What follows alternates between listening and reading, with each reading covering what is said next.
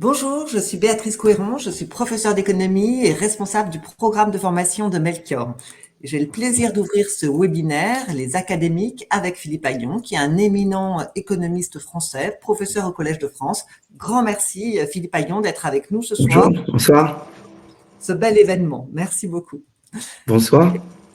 J'ai également le plaisir de présenter Frédéric Carluer, qui est inspecteur général de l'enseignement supérieur et de la recherche, qui a accepté de modérer cet échange avec Philippe Aghion. Et nous allons pouvoir passer une heure d'échange très fructueux pour illustrer des notions qui sont dans nos programmes. Alors, chers collègues, bienvenue dans ce bel espace de discussion et d'échange pour faire avancer la connaissance sur des notions sur nos programmes. Et je vous invite tout au long de cette heure à poser vos questions dans le chat et vous aurez également des sondages qui vous seront proposés et auxquels vous serez invités de répondre. Je laisse maintenant la parole à Frédéric et vous souhaite un très beau moment d'échange. Merci.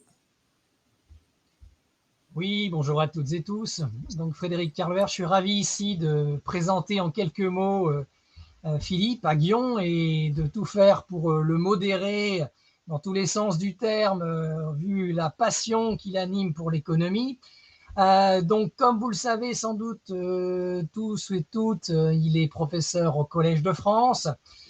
Pour ce qui concerne plus précisément les sciences économiques et sociales, il était membre donc du groupe d'élaboration des programmes. Il y avait 4 professeurs des universités qui étaient impliqués dans la construction de nos programmes.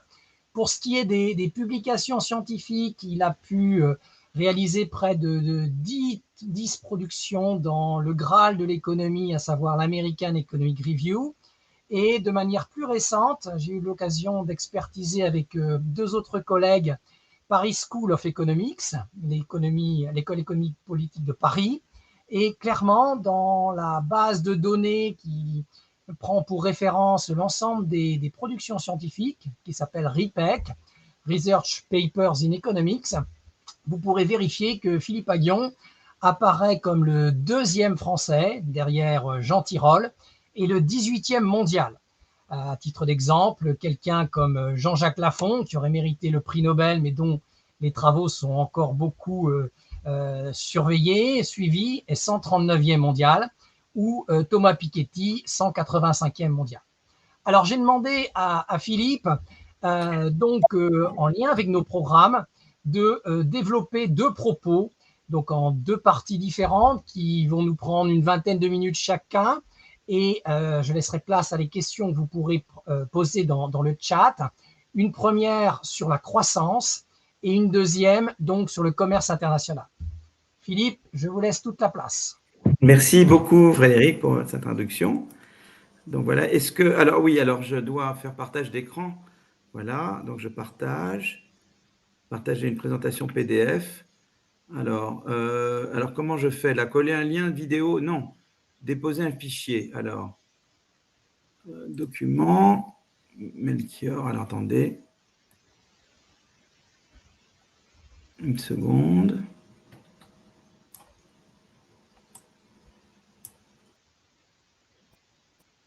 Là.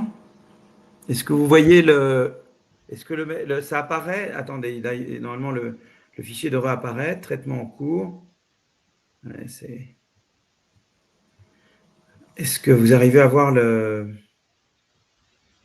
est-ce que le fichier n'apparaît pas encore, hein? Vous m'entendez? Oui, a priori, ça n'apparaît pas encore. Ça n'apparaît pas encore. C'est encore un peu long, mais parce que le fichier est peut-être lourd. Donc... Ah, d'accord. À télécharger. On attend un petit peu, oui. Zoom est quand même une technologie très supérieure, hein. Alors, attendez. Choisir ce média. Alors, est-ce que ça apparaît maintenant? Date d'ajout, choisir ce média. Je comprends. Alors, oui, c'est bon. Là, c'est bon? Oui, d'accord. Bon. Très bien. Merci beaucoup. Donc, super. Merci. Donc, je vais parler un peu de mon cadre alors là, je ne sais pas comment je passe les slides. Diapo. Tu descends, alors, comment Philippe. je passe? Tu descends le long de la barre en bleu. Il y a une barre bleue. Attendez. Ouais, le long moi, d'habitude, si je pars avec si je démarre avec le. Ah ouais. Non, c'est bon, c'est des flèches. En fait. C'est des flèches, en fait, c'est des flèches. Les flèches sur les côtés, là. Ouais. Ça fonctionne. Ouais. Bon, alors, C'est les flèches sur les côtés, Philippe. les flèches sont sur les côtés. Mm. Ah oui, oui, d'accord, d'accord. OK, comme ça? Oui, mais là, vous les voyez là ou pas? Vous voyez Non. défiler? Non, non, on est sur la première diapo là. Et là, est-ce que tu vois Alors, défiler? comment je Voilà, c'est fais? bon, là, c'est bon, tu fais Oui, mais défiler. là, c'est vous qui passez, là. Oui, c'est moi qui passe. Ouais. Mais si tu Oui, veux, on peut pourquoi moi, je ne passer. peux pas passer? C'est que je ne suis pas host, non? Non, t'es Pourquoi toi, host. tu peux passer, moi, je ne passe Ouais. pas? Ouais. Écoute, si tu veux, je peux Tu passer. vois, il y a un truc là, c'est que toi, Ouais. c'est marrant que toi, tu dois être host de l'événement, non? Il n'y a Pas pas un truc comme plus. ça? Ouais. Écoute, Tu vois, je moi, je peux n'ai pas le passer. contrôle sur le document. Ah, Moi, je je le peux vois passer. défiler pour moi, mais toi, tu ne le vois pas défiler pour toi. Si, je le vois défiler pour toi. Est-ce que toi, si je fais défiler, là, j'ai fait défiler, tu le vois? Oui, mais Alors, moi, alors dans ce cas-là, tu vas me dire oui. les slides que tu veux. Attends. Non, j'y arrive là. Ah, très C'est bien. bon. C'est bon Super. là. C'est bon. Merci, Philippe. OK. Merci beaucoup. Alors ça, c'est une photo de Schumpeter, je ne sais pas, relativement jeune. Voilà. Et Schumpeter a introduit la notion de destruction créatrice, c'est-à-dire pour désigner le processus par lequel les nouvelles innovations remplacent les technologies anciennes. Et donc, il y a l'idée que l'innovation détruit ce qu'il y avait avant, quoi, les anciennes technologies, ou rendent les produits antérieurs obsolètes, ou les technologies antérieures obsolètes. Voilà. Et Schumpeter avait des idées sur l'idée, il avait cette vision que la destruction créatrice est le moteur du développement économique. Mais il n'avait pas vraiment de modèle schumpeterien de croissance et il n'y avait pas évidemment d'analyse empirique de la croissance schumpeterienne puisqu'elle n'existait pas. Donc voilà. Donc ce que nous avons fait, c'est que avec mon collègue Peter Howitt en 1987, nous avons construit un modèle qu'on appelle le paradigme schumpeterien maintenant et qui est devenu le modèle dominant en théorie de la croissance et qui est basé sur les 3 idées suivantes. La première idée, c'est que la croissance de long terme provient d'un processus cumulatif d'innovation où chaque innovateur s'appuie sur les innovations antérieures pour faire mieux. Ensuite, la deuxième idée, c'est que l'innovation ne tombe pas du ciel, elle est le résultat d'investissements d'entrepreneurs qui investissent parce qu'ils espèrent avoir des rentes de l'innovation. D'accord? Donc, voilà. Et donc, ils investissent dans l'innovation parce qu'ils espèrent retirer des rentes de l'innovation. Voilà. Et qui sont des profits de monopole pendant un certain temps jusqu'à ce que l'innovation soit remplacée par de nouvelles innovations. D'accord ? Et la troisième idée, c'est la destruction créatrice. Les nouvelles innovations remplacent les technologies plus anciennes. Alors, on voit immédiatement qu'au cœur du paradigme schumpeterien, il y a une contradiction. D'un côté, il faut des rentes d'innovation pour motiver l'innovation, mais d'un autre côté, les innovateurs d'hier sont tentés d'utiliser ces rentes pour empêcher de nouvelles innovations, parce qu'ils ne veulent pas eux-mêmes être sujets à la destruction créatrice. Ils ne veulent pas être eux-mêmes victimes de la destruction créatrice. Et cette contradiction rendait Schumpeter très pessimiste quant à l'avenir du capitalisme, parce que Schumpeter se disait, les premiers innovateurs vont devenir des conglomérats, et ces conglomérats vont tout faire pour empêcher de nouvelles innovations. Et beaucoup dans l'histoire économique peut donner raison à Schumpeter, mais néanmoins, le capitalisme a survécu et il y a eu du développement. Donc, il y a eu des forces qui ont, quelque part, compensé, qui ont des forces opposées qui ont permis finalement au capitalisme de survivre, malgré ce fait que les innovateurs d'hier vont tout faire pour empêcher les nouvelles innovations. Alors, en fait, avec ce modèle de croissance par la destruction créatrice, on peut faire beaucoup de choses. On peut repenser des énigmes de l'histoire économique. Par exemple, on peut essayer d'expliquer pourquoi il y a stagnation séculaire, un déclin de la productivité aux États-Unis et en Europe depuis le début des années 2000. On peut essayer de comprendre pourquoi il y a des pays qui commencent à converger, à se développer et qui s'arrêtent à mi-chemin. On peut expliquer l'évolution des inégalités. On peut expliquer beaucoup de choses avec ce paradigme. Moi, ce que je vais faire là, c'est que je vais m'en tenir, par exemple, ce que je vais faire là, par exemple, voilà, les choses qu'on peut expliquer. On peut la stagnation séculaire, ce qu'on appelle la middle income trap, c'est ces pays qui commencent à se développer comme l'Argentine ou d'autres pays, et puis qui s'arrêtent à mi-chemin. Et à chaque fois, c'est ce problème de conglomérat. Par exemple, la stagnation séculaire, c'est cette idée qu'aux États-Unis, la vague des TIC, la vague des technologies d'information, a donné lieu aux GAFAM, Et quand les GAFAM se sont développés, ça a stimulé la croissance américaine, mais à un moment donné, ces GAFAM ont inhibé la croissance de nouvelles entreprises. Et c'est ça qui est responsable de la stagnation séculaire aux États-Unis. Donc, très dans l'esprit du pessimisme de Schumpeter. La middle income trap, c'est des pays qui commencent à se développer, comme la Corée ou d'autres, et puis après, la croissance tombe. Et la croissance tombe parce que pendant la période de rattrapage de ces pays, se forment des conglomérats. Et ces conglomérats, non seulement inhibent l'entrée de nouvelles entreprises, mais également ils empêchent le passage à des politiques et à des institutions qui favorisent davantage la croissance quand on devient proche de la frontière technologique. Par exemple, la concurrence, on peut montrer que quand on est proche de la frontière technologique, comme les États-Unis sont la frontière technologique, mais d'autres pays très développés, la concurrence devient beaucoup plus importante parce que quand on est loin de la frontière technologique, le moteur de croissance, c'est le rattrapage. La concurrence, ce n'est pas très important pour le rattrapage. Mais quand on est à un stade où c'est vraiment l'innovation à la frontière technologique qui est la source de croissance, ben la concurrence est importante parce que la concurrence m'oblige à innover pour échapper à mon concurrent. Et ça, c'est typiquement quelque chose qui se passe entre des concurrents qui sont tous à la frontière technologique. Voilà. Et donc, ce qui s'est passé dans des pays comme la Corée ou le Japon, c'est que les conglomérats qui se sont formés pendant la période de rattrapage, eh bien, par la période où la croissance était essentiellement tirée par l'imitation technologique et pas par l'innovation technologique, eh bien, ces conglomérats, ils ont fait barrage. Ils ont empêché qu'on arrive à des politiques plus concurrentielles parce qu'évidemment, ils étaient des monopoles. Donc, ils ne voulaient pas que le gouvernement eh bien, commence à limiter, à les contrôler, à les réguler, etc. Et donc, en fait, c'est les conglomérats. Non seulement ils empêchent l'entrée de nouvelles firmes, mais ils peuvent faire pression sur les gouvernements pour empêcher le passage d'institutions qui sont bonnes pour le rattrapage technologique, le rattrapage des pays à des institutions qui sont bonnes pour la croissance à la frontière technologique. Donc, voilà. Donc ça, je voulais juste parler un peu de ça. Mais aussi, ce qui est intéressant, c'est que eh bien, le paradigme schumpeterien est aussi pertinent pour remettre en cause des fausses évidences. Alors, une première fausse évidence, c'est que la robotisation est mauvaise pour l'emploi. Or, nous avons montré dans des travaux récents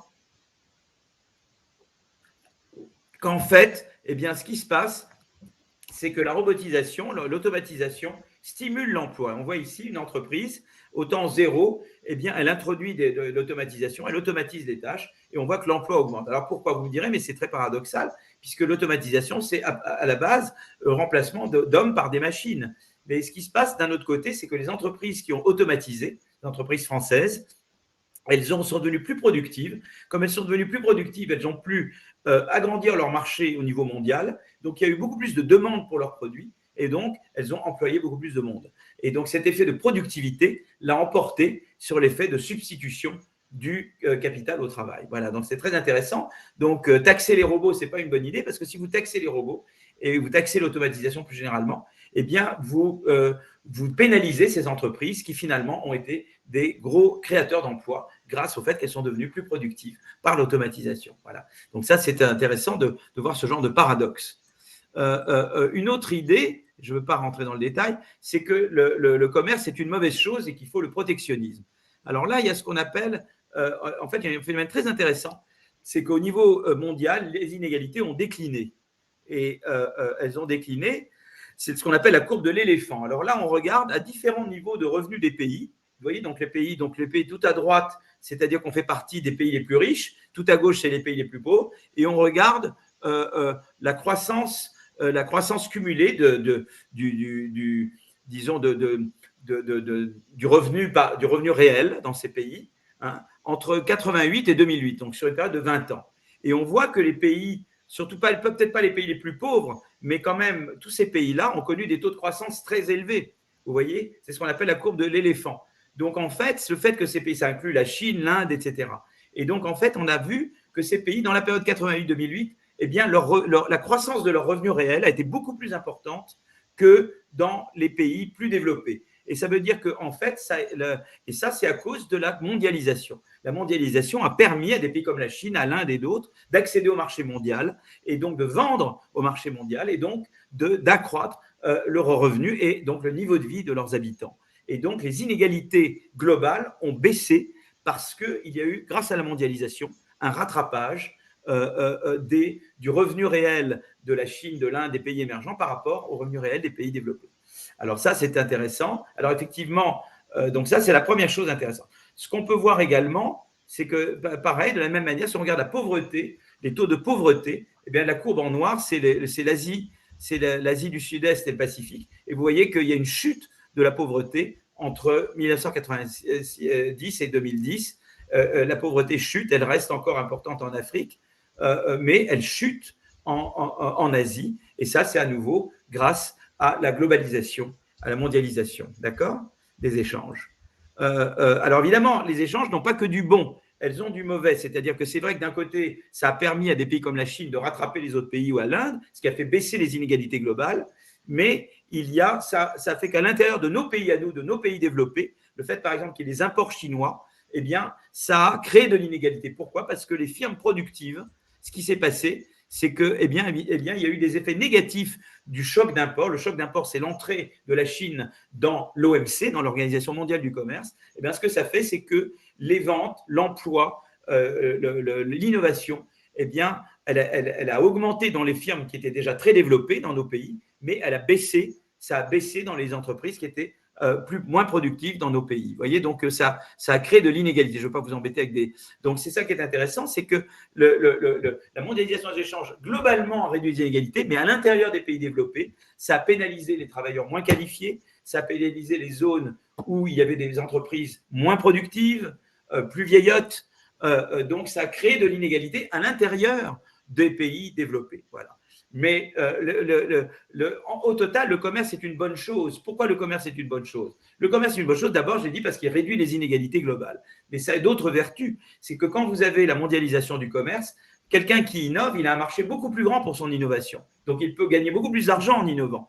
Donc, la globalisation, ça incite à innover plus parce que il y a ce qu'on a fait un effet de taille de marché. Vous augmentez la taille de marché à l'innovation et donc les rentes à l'innovation. Donc, ça vous fait devenir beaucoup plus innovant. Ça, c'est la première raison pour laquelle le commerce est bon pour la croissance, parce que ça augmente l'incitation à innover, parce que ça augmente la taille du marché pour les innovations. La deuxième raison, c'est que la mondialisation des échanges crée de la concurrence. Or, la concurrence stimule l'innovation, notamment à la frontière technologique.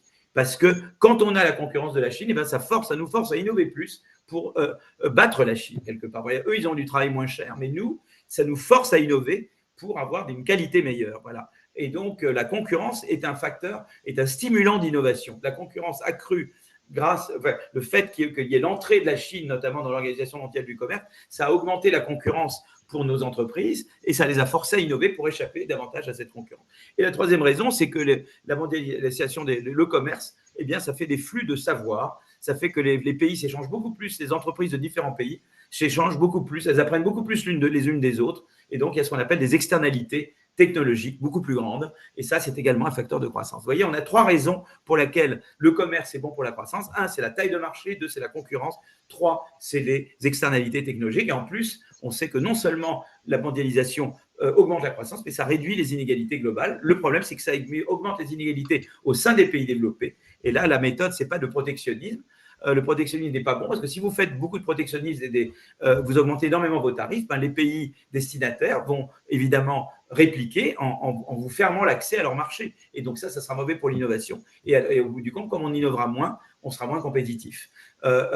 Donc la méthode, c'est que plutôt que de recourir au protectionnisme, je vous dis, la bonne réponse à la mondialisation des marchés, c'est d'innover davantage. Mais effectivement, le commerce crée de l'inégalité au sein des pays développés. Et là, la bonne réponse, c'est d'avoir des marchés du travail qui fonctionnent bien, comme au Danemark. Quand vous perdez votre emploi au Danemark, eh bien, vous avez quasiment tout votre salaire pendant 2 ans et on vous forme à un nouveau métier et vous pouvez passer d'un métier à un autre. Et ça, des marchés du travail où on a vraiment des assurances chômage généreuses conjuguées avec des bons programmes de formation, et bien ça fait que dans un pays comme le Danemark, la mondialisation n'est absolument pas un problème parce que les travailleurs ont une sécurité. Ils savent que où ils gardent leur job actuel, où ils sont, tout va très bien se passer pour qu'ils passent d'un job à un autre. Voilà.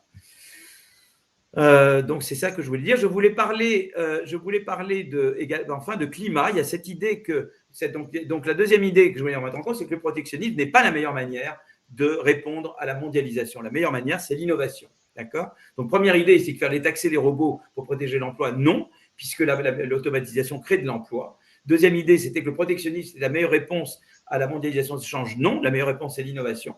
Et troisième fausse idée, c'est que la croissance négative, et c'est la décroissance, si vous voulez, c'est la manière de lutter contre le changement climatique. Effectivement, historiquement, si vous regardez là, la température s'est mise à augmenter exactement quand il y a eu le décollage industriel au début du 19e siècle. Et effectivement, historiquement, c'est la croissance qui a générer l'accroissement de la température. Il n'y a pas de doute. Donc, de ce point de vue-là, les partisans de la décroissance ont historiquement raison. Mais dans les solutions qu'ils proposent, ils ont tort parce qu'ils nous proposent de revenir avant la révolution industrielle. De fait, on a connu une période de décroissance forcée avec le Covid. Entre mars et mai-juin 2020, le PIB français a baissé de 35% et les émissions de CO2 de la France ont baissé de 8%. Mais est-ce qu'on voudrait être en permanence dans le premier confinement? On sait que le drame que ça a provoqué, notamment, ça a provoqué des chocs psychologiques, notamment parmi les jeunes. Et voilà, ça a créé beaucoup de drames. On était obligés, on n'avait pas le vaccin, etc. Mais est-ce qu'on voudrait vivre de manière permanente en premier confinement? C'est ça que veut dire la décroissance. Donc l'idée, c'est pas de faire moins de croissance, c'est de croître mieux. C'est-à-dire donc on veut innover dans les technologies vertes. Alors qu'est-ce que ça veut dire innover dans le vert? En fait, c'est plusieurs choses. On veut des innovations d'ailleurs, là, on voit aussi la Chine historiquement, la Chine et l'Inde, quand leur croissance décolle, leurs émissions de CO2 décollent. Alors, il faut en fait l'innovation verte. Alors, l'innovation verte, c'est quoi? C'est l'innovation pour trouver des sources d'énergie propres. C'est-à-dire, par exemple, la fusion nucléaire. Là, pour le moment, on utilise la fission nucléaire, mais la fusion nucléaire, il n'y a pas de déchets. C'est un truc formidable si on y arrive. Ça sera une manière très, très économique, une fois qu'on sera arrivé, d'avoir de l'électricité et sans avoir d'effets négatifs. Il y a l'hydrogène, il y a le photovoltaïque, enfin, il y a beaucoup de voies qu'on explore. Il y a ce qu'on appelle les plans B aussi, mais ça, j'en parlerai tout à l'heure. Il y a beaucoup de choses dans l'innovation pour trouver des nouvelles sources d'énergie. Alors, il y a deux choses. Il y a la deuxième chose, c'est l'adaptation. Il y a des innovations pour nous adapter mieux. De l'air conditionné moins cher, des systèmes de digues, etc. Et puis, il y a des innovations pour produire en utilisant moins d'énergie. Et puis, il y a les innovations dans nos modes de vie. Nous devons innover dans nos modes de vie. Et voilà, on fait attention, on se chauffe peut-être moins, nos ordures ménagères, on les trie. Tout ça, c'est de l'innovation dans nos comportements. Tout ça est très important. Donc, l'innovation, et au sens large, c'est ce qui va nous permettre de lutter contre le réchauffement climatique. D'accord ? Le problème, c'est que l'innovation n'est pas spontanément verte. Ici, c'est une étude que j'avais faite basée sur l'industrie automobile et on regardait la propension à innover propre, c'est le clean, la colonne clean, et la propension à faire des innovations qui sont sales. Alors, c'était dans l'automobile. Clean, ça veut dire que j'innove dans les moteurs électriques. Sale, ça veut dire que j'innove dans les moteurs à combustion. Et on voit que le stock de clean, c'est-à-dire le problème, c'est ce qu'on appelle la dépendance au sentier. Ça veut dire que si les entreprises qui ont beaucoup innové dans des technologies propres dans le passé, elles vont beaucoup plus innover dans les technologies propres maintenant. C'est la quatrième ligne que vous voyez là. C'est le stock d'innovation verte qu'on a dans le passé va influer beaucoup sur ma propension aujourd'hui à innover propre. Par contre, le stock des entreprises qui ont beaucoup innové dans les technologies sales dans le passé, c'est ici, elles vont avoir tendance à innover beaucoup plus dans les technologies sales aujourd'hui. Vous voyez, donc ça, c'est… Et donc, en fait, le problème, c'est que spontanément, les entreprises ne vont pas innover dans les technologies propres.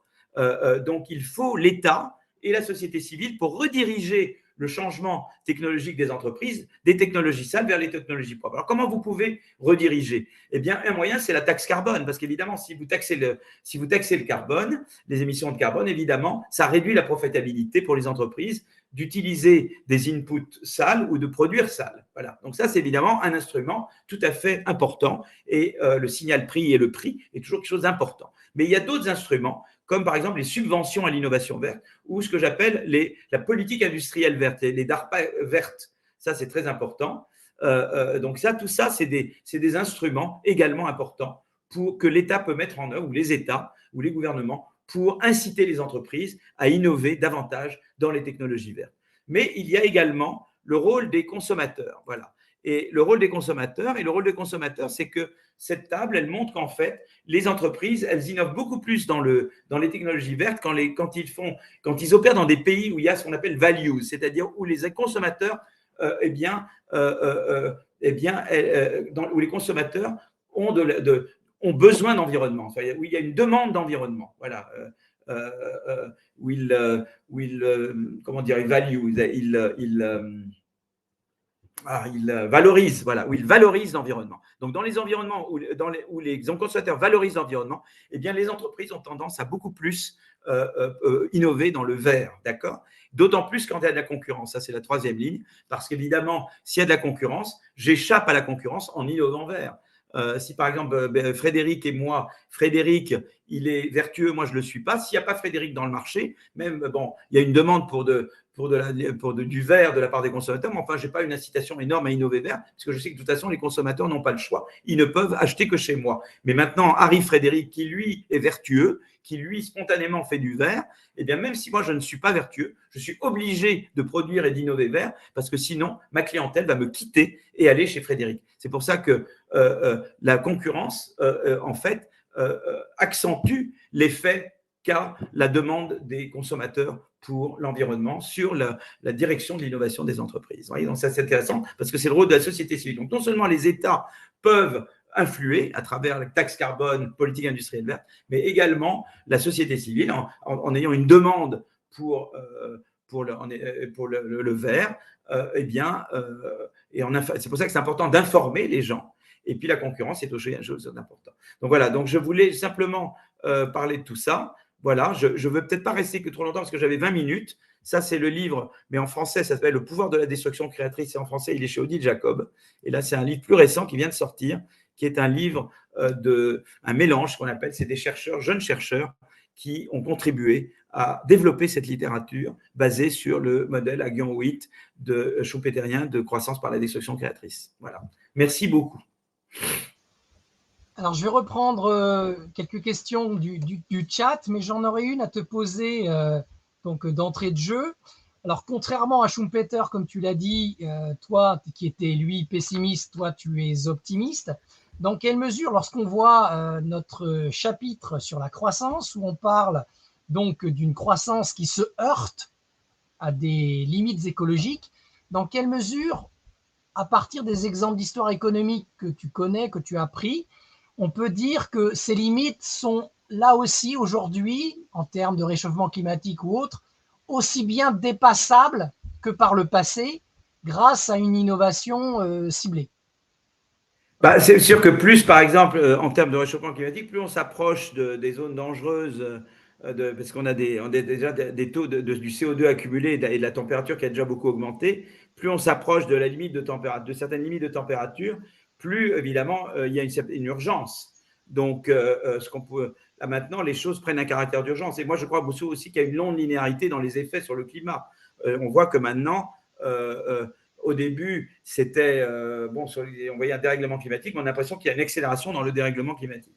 Donc, ça devient de plus en plus urgent. Et effectivement, la température, elle est occupée à augmenter linéairement. On a essayé plein de choses et pour le moment, on n'a pas réussi à sortir de cette augmentation linéaire de la température. C'est pour ça qu'il y a des gens qui disent qu'il y a peut-être des plans B, c'est-à-dire des moyens de refroidir l'air également.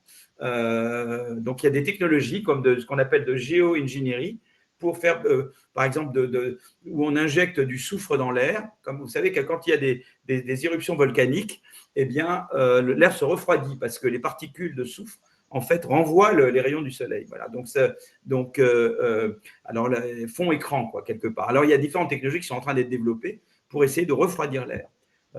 Mais il faut essayer surtout d'accélérer les plans A, quoi. Donc, ça, c'est des plans B. Mais je pense que le fait que les plans B vont devenir de plus en plus populaires devrait inciter, parce qu'ils ont quand même des effets indésirables. Il faut essayer quand même de les éviter au maximum en faisant davantage de ce que j'ai dit, d'augmentation de taxes carbone, de politique industrielle verte, de réaction, d'accélérer ça pour réduire, pour qu'on n'arrive pas au point où on devra utiliser les plans B, quoi, parce que c'est quand même pas idéal, les plans B. Il y a ce film très connu qui s'appelait La Tour Infernale, qui était un film des années 70, avec Steve McQueen, l'acteur, et Paul Newman. Steve McQueen jouait le chef des pompiers, des sapeurs-pompiers, et puis Paul Newman jouait l'architecte. C'est une tour, et c'est une tour qui prend feu le jour de son inauguration, et le feu prend à peu près au milieu de la tour. Ils essayent plein de plans A, et puis finalement, le feu monte vers le sommet de la tour, et après, il ne reste plus que 15 minutes avant que tout le monde meure, et à ce moment-là, ils ont le plan B, et le plan B, c'est de faire exploser les réservoirs au sommet de la tour, quoi. Alors voilà, peut-être que nous, ça va être pareil pour le climat. C'est très possible qu'on arrive à un stade où on n'aura pas le choix. Mais alors, il y a une, c'était d'injecter du soufre dans l'air comme plan B. Un autre plan B, c'est de mettre des espèces de grands abat-jours dans l'espace. Ça aussi, c'est quelque chose qui est en train d'être… Enfin voilà, il y a des recherches qui se font là-dessus. Et moi, je crois qu'il faut pousser tout ce qu'on peut faire pour plan A et plan B, quoi. Voilà. Si on reprend la typologie des innovations de Schumpeter, donc tu sembles quand même plus orienté vers une solution qui passerait par de multiples innovations de procédés.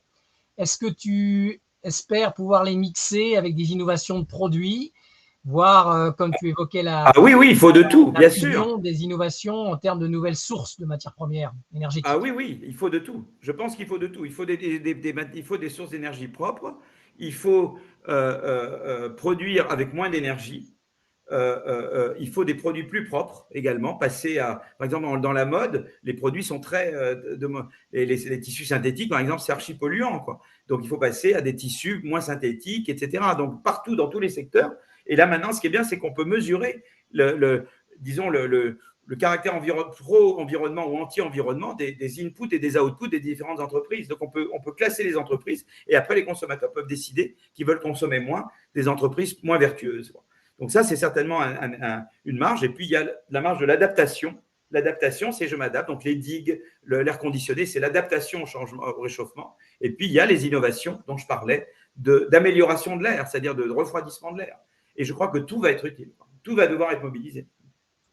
Alors, pour rester dans ce chapitre sur la croissance, que dis-tu à ceux qui prônent la décroissance comme unique solution, qui ne voient pas la possibilité de surmonter ces limites qui seraient trop structurelles? Parce qu'ils sont malthusiens, ils raisonnent dans un monde sans innovation. Dans un monde sans innovation, les ressources sont limitées et donc on est forcé à un moment donné d'arriver à la croissance zéro. Donc c'est ça le truc. Mais la croissance zéro, pour nous, ça veut dire le confinement en permanence, quoi. Est-ce qu'on veut être là-dedans? Ça veut dire une société où on n'innove plus. C'est ce que la croissance, c'est la croissance de ce qui est utile, de notre niveau de vie. Quand même, il faut voir que la croissance, depuis la révolution industrielle, a fait que l'espérance de vie a considérablement augmenté, notre qualité de vie a considérablement augmenté, l'espérance de vie en bonne santé a considérablement augmenté et les tâches sont de moins en moins pénibles parce que maintenant, on a robotisé beaucoup de tâches. Donc, je veux dire, on a une vie beaucoup plus confortable que le plus riche des hommes sous Louis XIV. C'est-à-dire le plus pauvre des Français vit beaucoup mieux que vivait Louis XIV. Donc ça, c'est grâce au développement et à la croissance. Donc, on ne veut pas remettre ça en cause. Mais le tout, c'est de l'orienter vers le vert. Mais eux, ils sont malthusiens parce qu'ils sont dans un monde sans innovation. Or, l'innovation recule les limites du possible.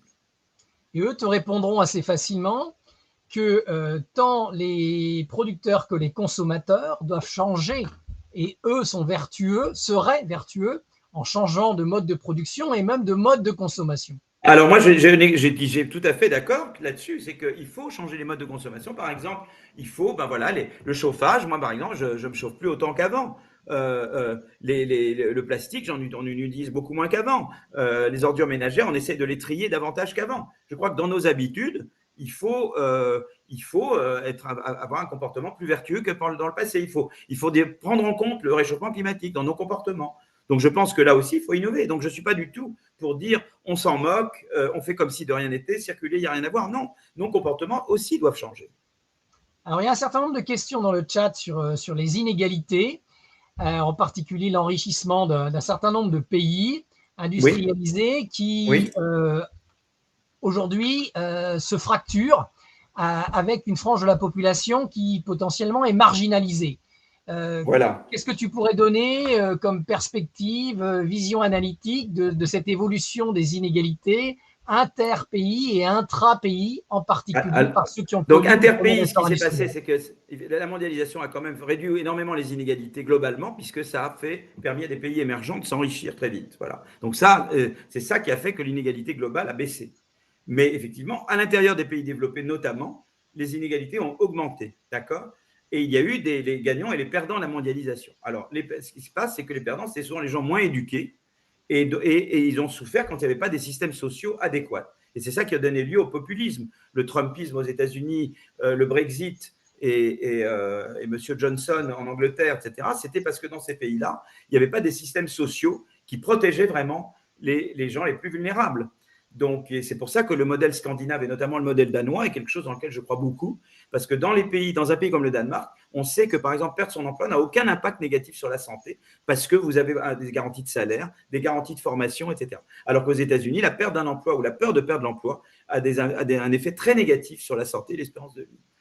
Alors Donc justement, voilà. une question. Donc la réponse, c'est pas de faire du protectionnisme. La réponse, c'est de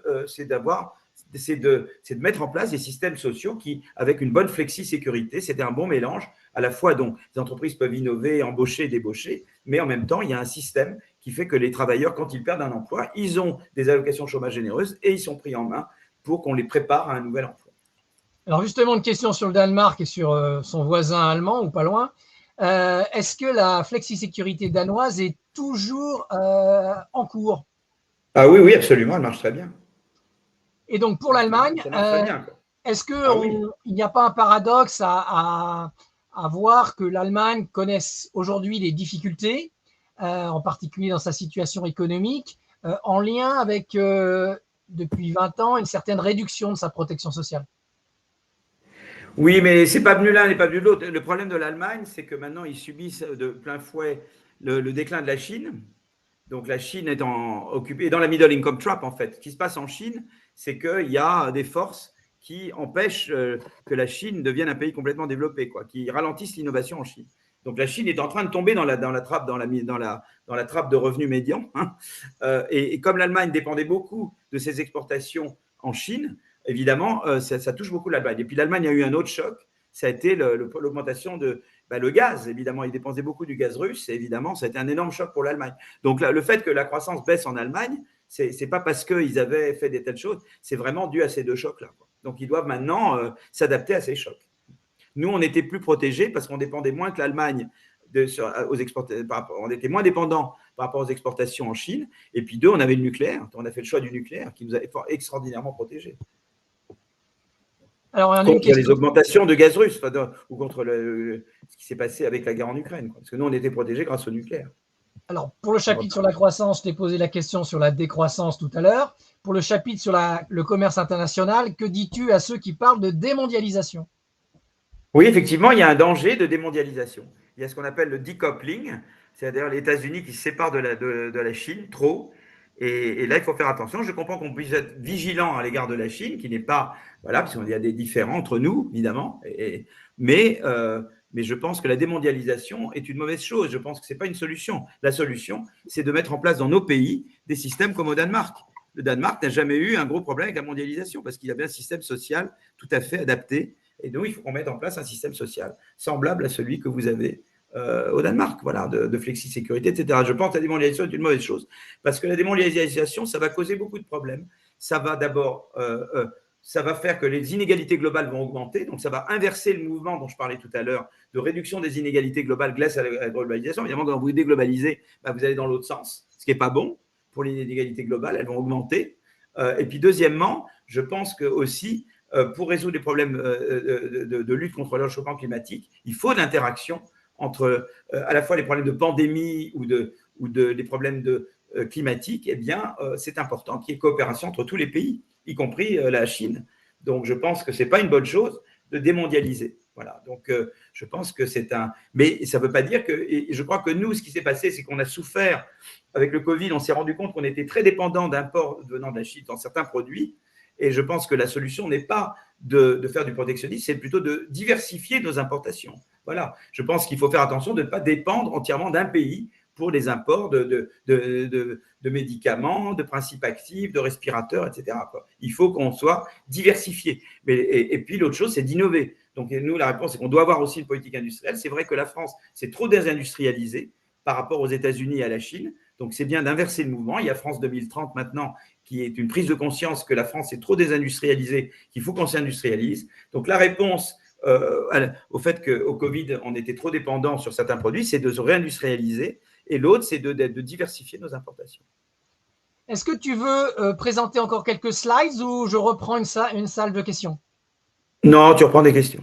Alors, il y a une autre question donc, qui part de l'analyse de l'indicateur PIB et la manière avec laquelle il cerne plus ou moins la croissance.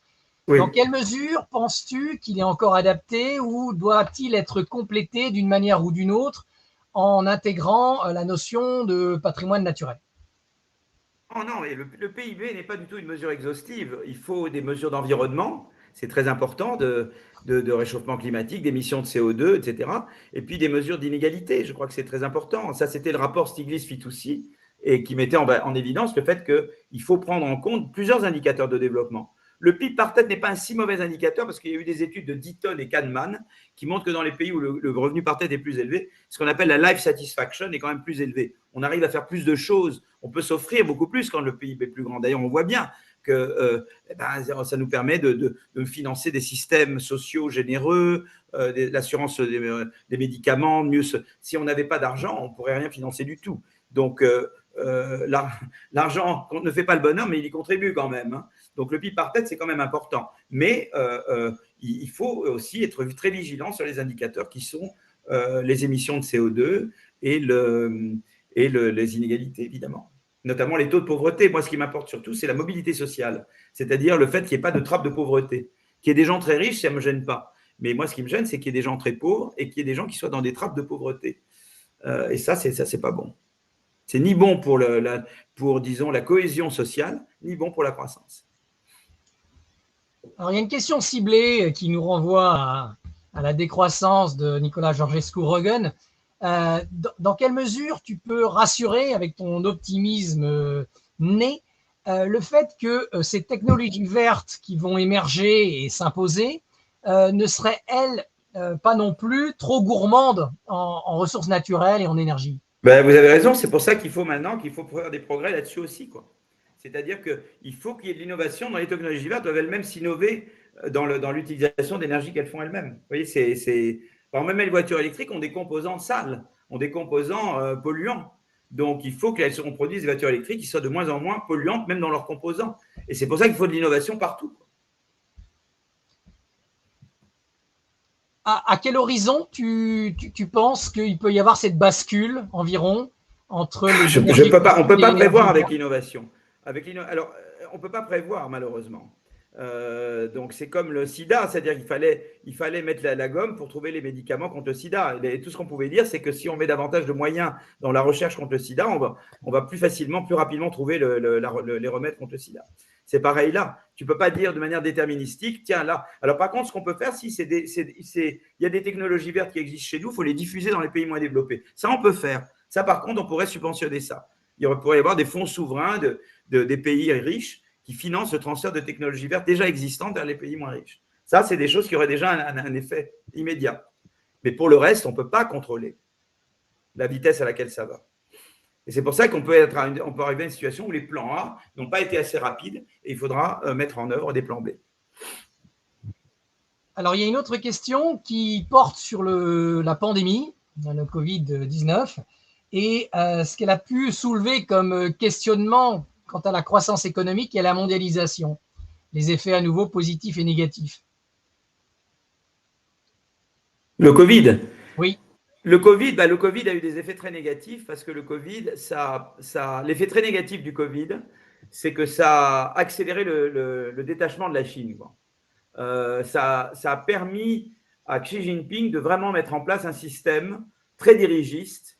En gros, avec la Chine, il y a eu la période Deng Xiaoping. La période Deng Xiaoping a été une période vraiment florissante pour la Chine. Parce que ce qui s'est passé, c'est que Deng Xiaoping a dit aux entreprises, écoutez, vous ne faites pas de politique et moi, je ne me mêle pas de ce que vous faites, vous. Et ça a permis l'innovation en Chine et un développement très spectaculairement rapide.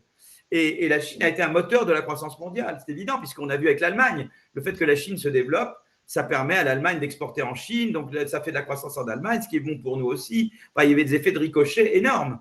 Et donc, si vous voulez, Deng Xiaoping, ça a été formidable pour la croissance mondiale. Et Xi Jinping, au contraire, il veut mettre au pas les grandes entreprises. Tu vois, et donc ça, c'est dramatique parce que il a commencé à mettre au pas Alibaba, et puis s'attaque à des grosses entreprises. Et donc, les gens n'ont plus confiance, les investisseurs en Chine n'ont plus confiance. Et là, c'est vraiment embêtant parce que ça fait que maintenant, il y a un déclin dramatique de la croissance chinoise qui donc plombe la croissance mondiale. Donc ça, c'est un développement. Et ça, le Covid a permis à Xi Jinping d'affermir son pouvoir et de mettre une vraie chape de plomb sur l'économie chinoise. Donc ça, c'est un des gros, pour moi, c'est peut-être le principal effet négatif du Covid. Les autres effets, c'est que le Covid a eu plutôt des effets bénéfiques. Ça nous a fait prendre conscience, nous, en France et d'ailleurs, qu'on s'était trop désindustrialisé et qu'il faut nous réindustrialiser.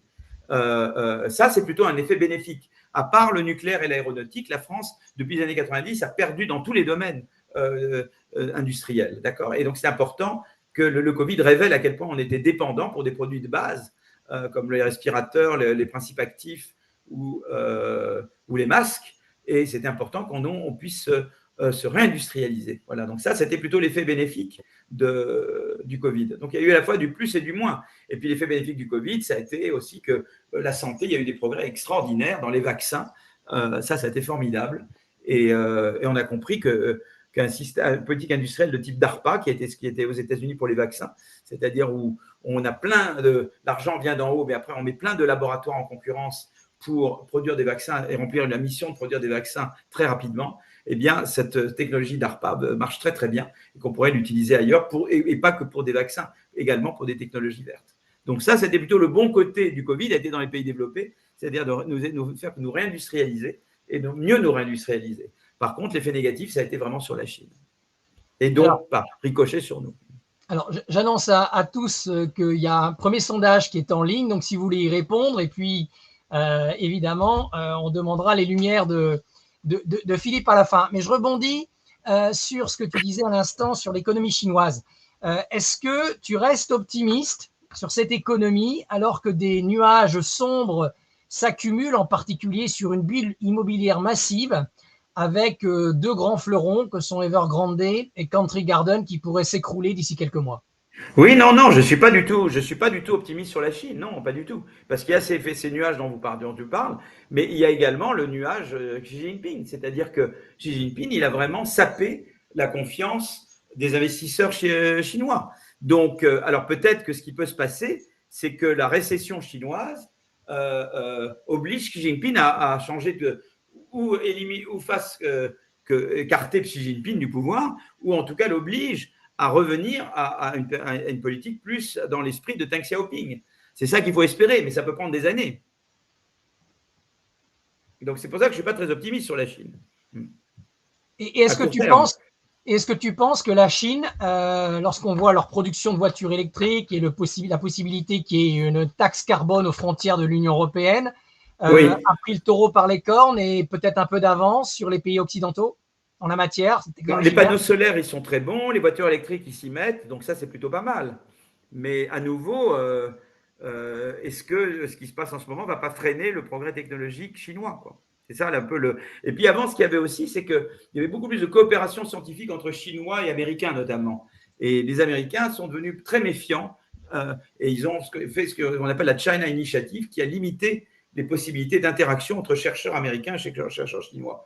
Et ça a eu un effet aussi de plomber pas mal la recherche chinoise.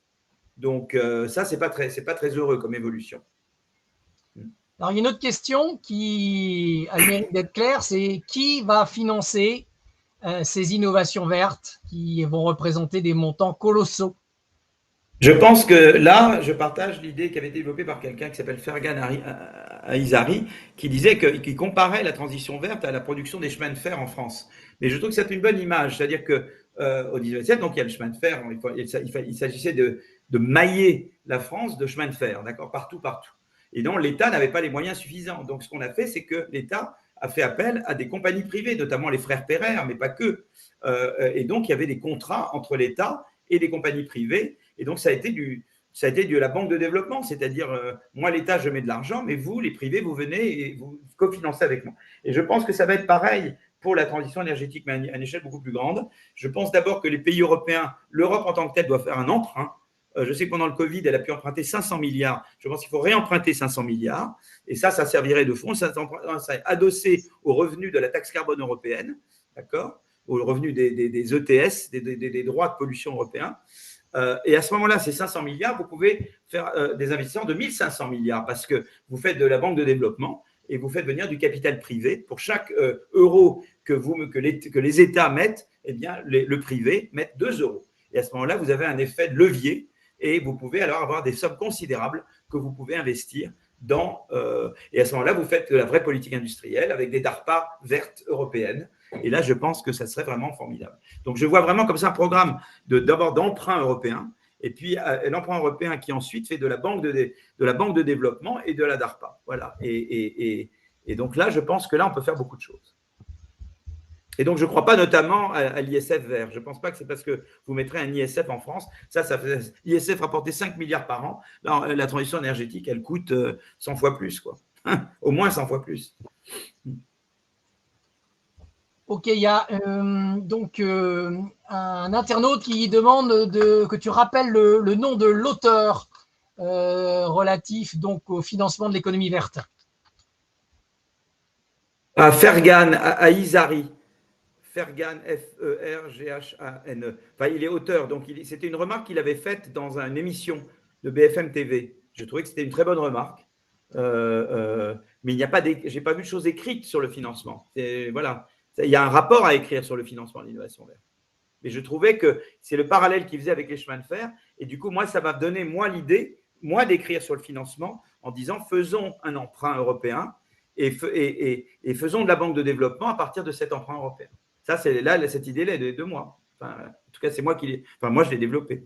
Et quid de la fiscalité pour orienter les investissements, les ressources vers la technologie verte, même si tu en as Non, la fiscalité joue un rôle puisque mon emprunt européen est adossé à la taxe carbone. Mais je pénalise, ce n'est pas les richesses que je pénalise, je pénalise les mauvais comportements. Tu vois. Donc, tu as une espèce de taxe carbone ou des droits de pollution. Tu vois, et c'est les revenus de ça, européens, qui garantissent l'emprunt européen. D'accord. Donc, c'est ça le rôle de la fiscalité. Nouvelle question en lien avec tout ce qui a pu être développé. Mais ce sont les pollueurs qui sont les payeurs. Tu fais payer les pollueurs, tu comprends? Mais pas les pauvres, mais pas des couches défavorisées, quoi. Tu fais payer, évidemment, après sur la taxe carbone, il faut voir comment tu fais les ETS. Tu dois le faire d'une manière qui ne pénalise pas les couches défavorisées qui, eux, n'ont pas d'alternative. Et surtout, ce qui est très important, ce qui était très, tu vois, très impopulaire dans la taxe carbone des Gilets jaunes, c'est qu'il y a des gens qui n'ont pas d'alternative à la voiture diesel pour conduire leurs enfants. Parce qu'en France, le problème, c'est que les transports suburbains sont très mauvaise qualité. Alors qu'en Allemagne, ils ont moins de TGV que nous, mais les transports de grande banlieue sont très développés. Ils ont des systèmes de RER partout en Allemagne. Et donc, nous, c'est très difficile il faut faire très attention quand on augmente la taxe carbone. Comment on le fait? Parce qu'il ne faut pas que ça pénalise des gens qui n'ont que la voiture pour faire leurs déplacements, quoi, pour conduire leurs enfants, etc., quoi. Faire leurs courses. Alors, une question qui va te rappeler ton intervention et celle d'autres experts lors des entretiens enseignants d'entreprise qui se sont tenus au ministère fin août.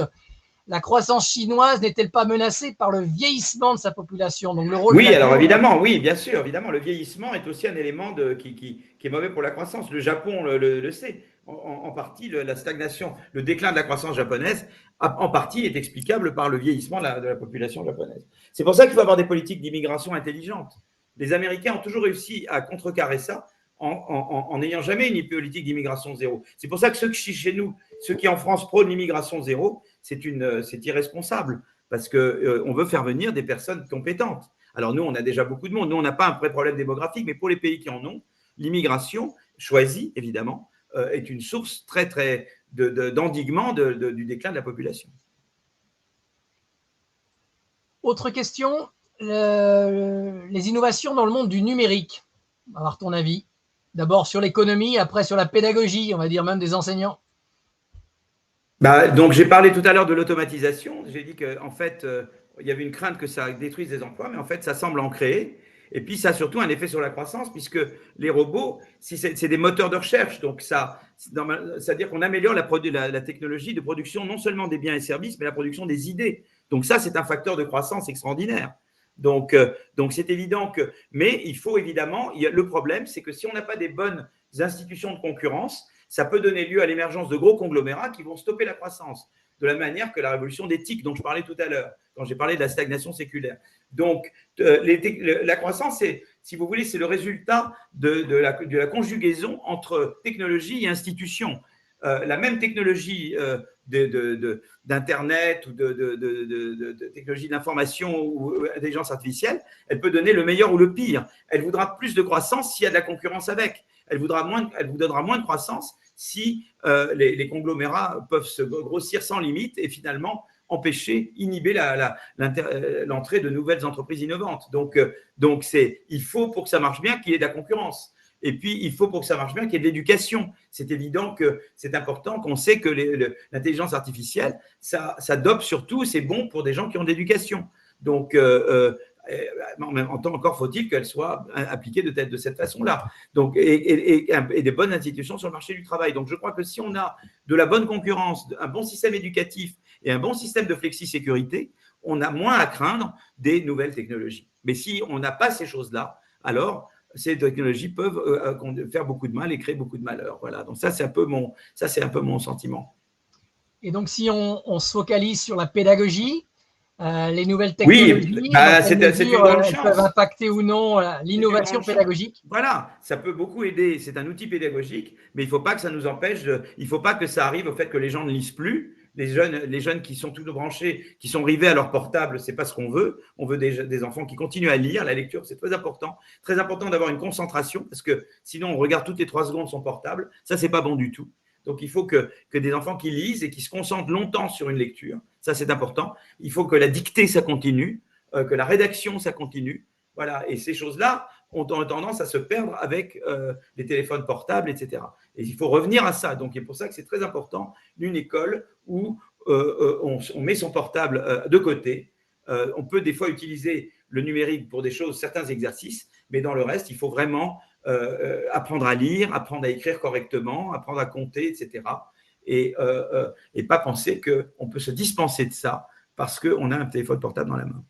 Et qu'est-ce que tu penses du monstre auto-apprenant qu'est ChatGPT? ChatGPT, c'est-à-dire, oui, il est auto-apprenant, mais le ChatGPT ne fait que vous resservir de l'information existante. Il n'est pas inventif du tout, le ChatGPT. Donc, et il fait des erreurs. Il y avait un très bon papier de Gérald Bronner dans l'Express il y a quelques mois qui montrait qu'il y a des choses de base où le ChatGPT se trompe. Alors, peut-être qu'il y a le ChatGPT version 2024 se trompera moins. Mais surtout, ce que fait ChatGPT, mais c'est utile, c'est de faire de la compilation de choses existantes.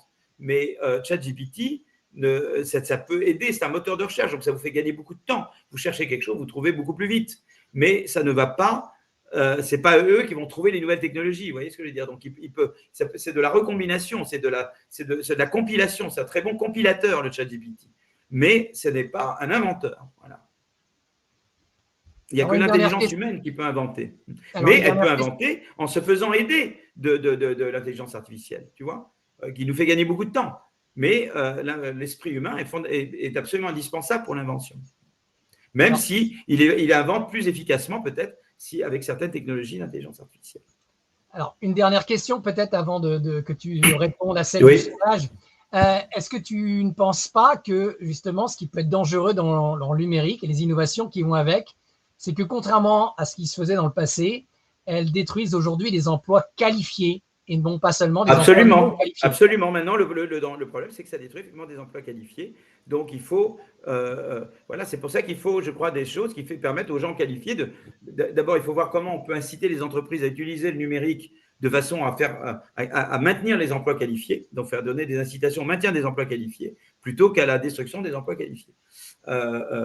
Donc ça, c'est un défi majeur, effectivement. Comment je peux faire que l'intelligence artificielle soit mise au service d'aider l'emploi et pas de le… Mais maintenant, s'il arrive que certains perdent leur emploi, eh bien, il faut un système danois pour les aider à rebondir sur de nouveaux emplois plus facilement. Mais l'école, c'est fondamental pour ça, parce que l'école, on n'apprend pas seulement, c'est pas seulement du savoir qu'on acquiert, on apprend à apprendre et on apprend à s'adapter à des problèmes nouveaux. Je crois que c'est pour ça que l'école doit vraiment remplir ce rôle, de nous apprendre à apprendre continuellement et à nous adapter. Alors, pour respecter le temps, on va terminer par la question du sondage et te laisser quelques instants pour répondre. C'était la comparaison en fait des turnovers dans les entreprises présentes au sein du CAC 40 pour oui ou du NICE américain.